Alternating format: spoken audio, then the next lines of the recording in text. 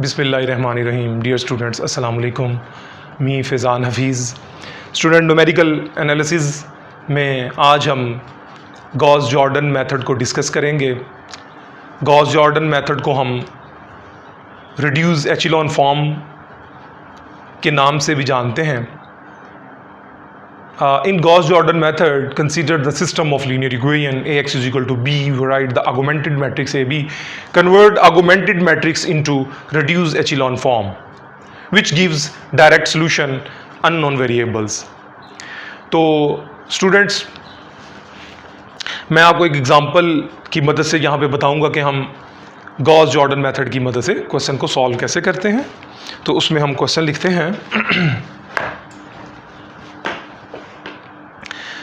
Question की statement कुछ इस तरह है हमारे पास। 2x1 plus 2x2 plus 4x3 is equal to 18 and x1 plus 3x2 plus 2x3 is equal to 13। Third equation हमारे पास होगी 3x1 x2 plus 3x3 is equal to 14। This is a system of linear equation. Student, इस system of linear equation को हमने reduce echelon form में convert करना होगा। तो रिड्यूस एचिलॉन फॉर्म में कन्वर्ट करने के लिए, जैसा कि लास्ट लेक्चर में हमने डिस्कस किया था कि हम सबसे पहले एक आर्गुमेंटेड मैट्रिक्स लेते हैं, मेन डायगोनल को 1 करते हैं, मेन डायगोनल को 1 करने के बाद नीचे के तमाम एलिमेंट्स को 0 कर देते हैं। But in Gauss Jordan method we take an augmented matrix, main diagonal equal to 1 by row operation and all elements except main diagonal must be equal to 0। तो सबसे पहले हम इसको आर्गुमेंटेड मैट्रिक्स में कन्वर्ट करेंगे। ए बी से denote करते हैं उसको। 2x1 का कोफिशिएंट ले लेंगे 2 1 3, 2 3 1, 4 2 3 and 18 13 and 14।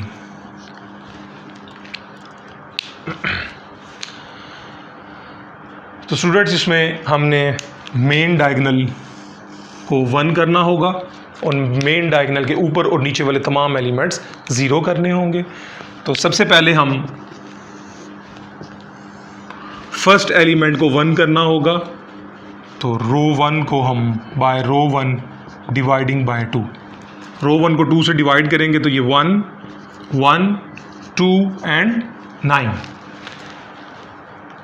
बाकी तमाम के तमाम एलिमेंट्स सेम आ जाएंगे।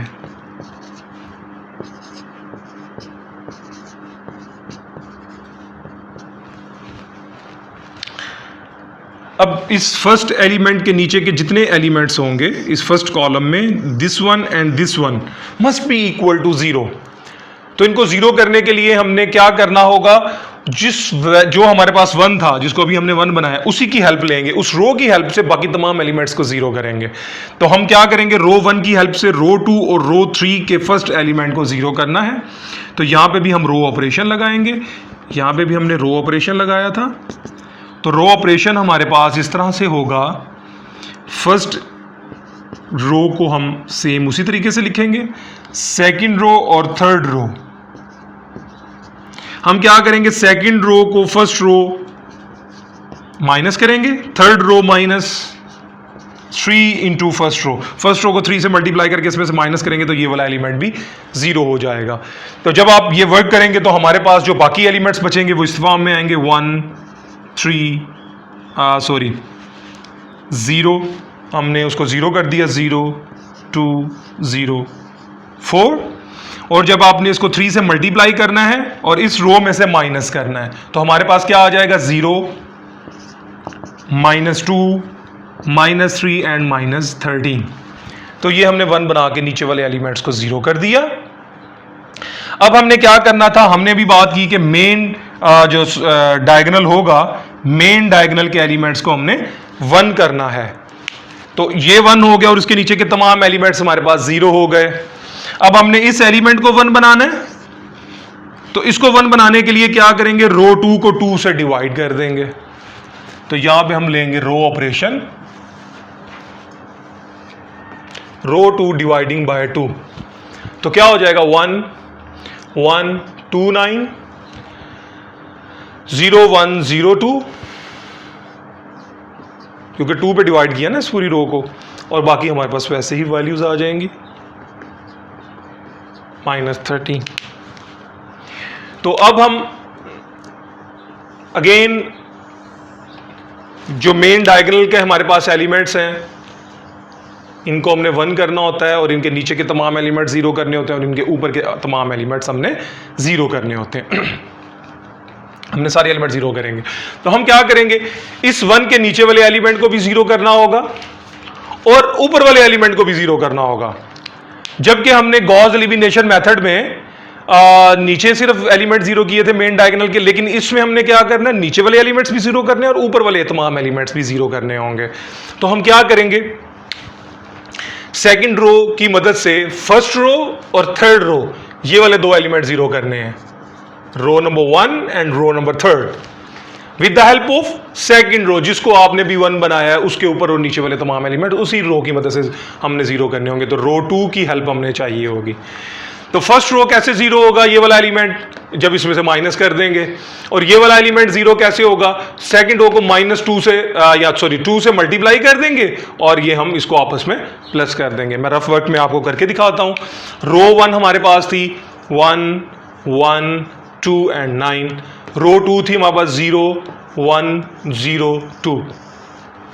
माइनस करना है तो साइन सारे चेंज हो जाएंगे, 1 - 0 1 1 - 1 0, 2 - 0 2, 9 - 2 7। तो ये आ गया 1 0 2 7। हमारे पास रो 2 को नहीं हमने छेड़ना, रो 2 हमारे पास वैसे ही रहेगी। फर्स्ट रो के एलिमेंट के आगे 1 0 2 7। देखिए इस 1 को भी कोई फर्क नहीं पड़ा, ये वाला 1 भी 0 हो गया हमारे पास, और ये 2 और ये 7, ये वाली वैल्यूज हमारे पास आ गई। अब हमने थर्ड रो लेनी है। थर्ड रो हमारे पास है 0 -2 -3 एंड -13, और रो 2 को 2 से मल्टीप्लाई करना होगा।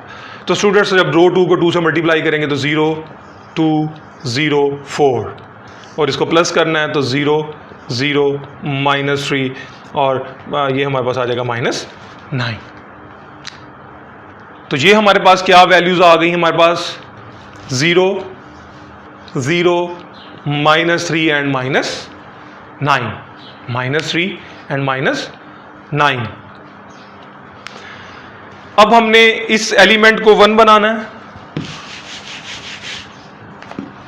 तो इस एलिमेंट को 1 बनाने के लिए नेक्स्ट फॉर्म हम करेंगे, क्योंकि हमने मेन डायगोनल को 1 करना है।